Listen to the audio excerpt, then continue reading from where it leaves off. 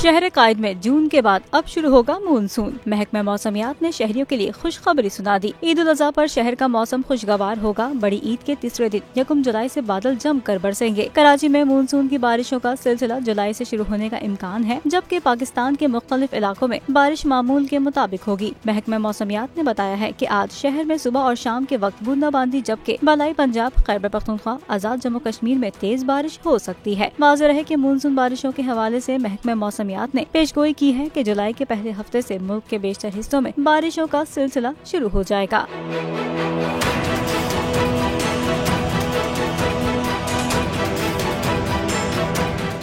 ईद उल अज़हा पर कुर्बानी के लिए एहतियाती तदाबीर।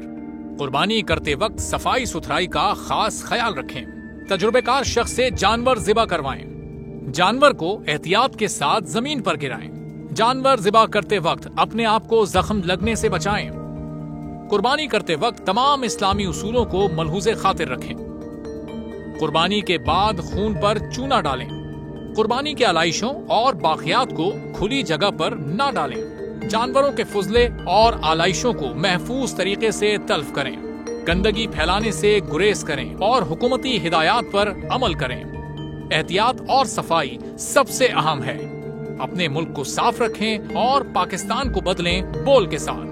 बोल की सफाई मुहिम का हिस्सा बनने के लिए अभी इस नंबर पर राब्ता करें 0337 0310 377, ताकि बोल आपकी शिकायत मुतल्लिका इदारों तक पहुंचा सके।